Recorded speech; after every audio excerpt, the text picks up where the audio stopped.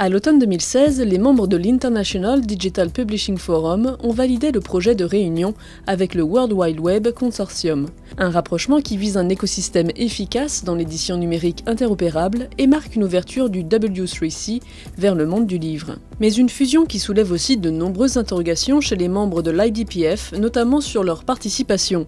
Mais avant d'aller plus loin, retour aux essentiels, que sont l'IDPF et le W3C. IDPF started life in 1999. The original name was Open eBook Forum.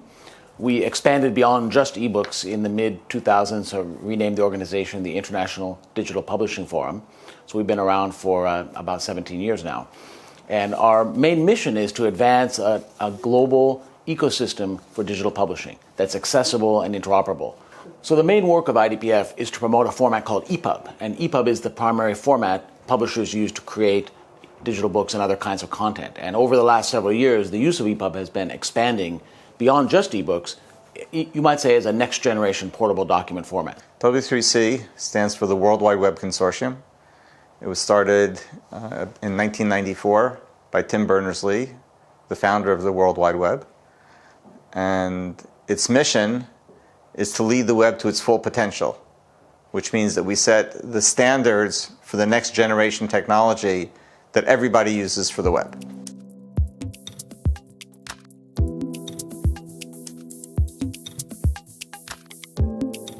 IDPF for many years has been the leader in defining standards for ebooks with their EPUB standard. And increasingly, they've chosen W3C specifications like HTML and CSS to be the foundation of EPUB. That's the foundation of EPUB 3. And the reason for that is because the world of digital publishing and the world of web is coming closer together in the real world.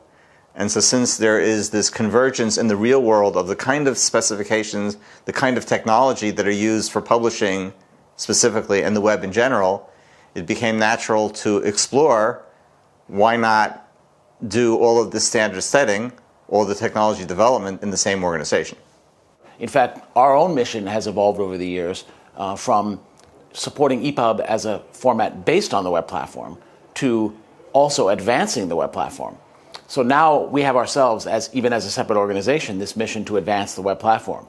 And our board and I, in thinking about this, realized, you know what, maybe it doesn't make sense to be separate. At the same time, the W3C started working on publishing activities more directly and also started realizing that, you know what, it would be better for us if we could join forces. So it was really kind of you might say, a mutual interest and a mutual recognition of that we were marching arm in arm anyway, and that it made sense to combine forces.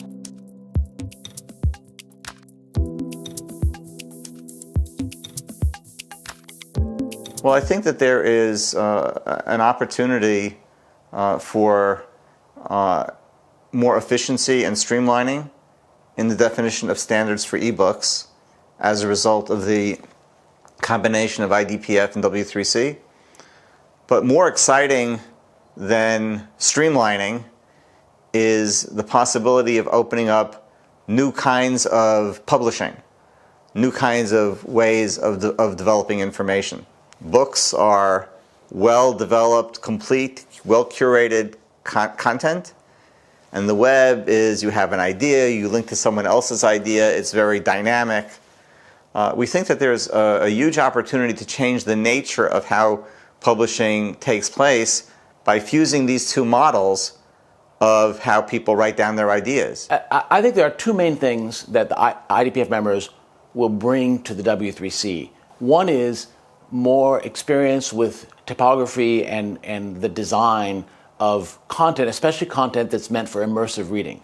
And I think book publishers over the years have understood how to present content, how to present text in immersive ways, in ways that facilitate reader engagement. And that we're now going to be able to help book publishing bring that in to the web platform natively. Things like pagination that you can't do today on a web browser in a native way will in the future be more possible. And then the other side is non-visual accessibility. From the very origins of IDPF, the accessibility mandate we took on. So we think what IDPF will bring to W3C is the accessibility of content so that it be consumed by people who have blindness, dyslexia or other print disabilities and so on.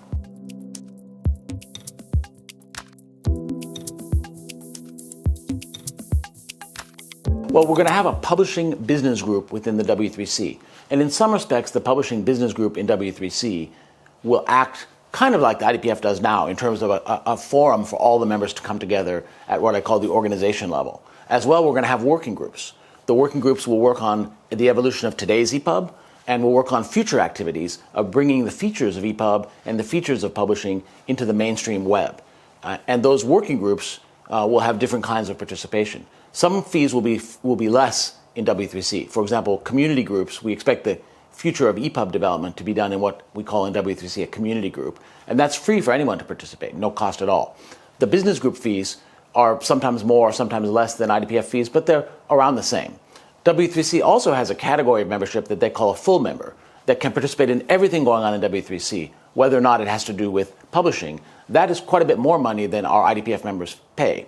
We don't expect too many of the IDPF members will necessarily sign up to be full W3C members. But on the other hand, there are some very major publishers, billion-dollar firms, for whom a few tens of thousands of euros is a really minor investment to make, given that they depend on the web for their entire business. So you have companies like Hachette, Wiley, who are already members of W3C now because they find value in that full level of participation. So we hope that over time, that the current community that work in IDPF and work on EPUB will move into W3C, into this expanded publishing activity in W3C in a variety of ways. Community groups, the publishing business group, and as full members. And then, in a sense, will pay what they can in the different levels of participation.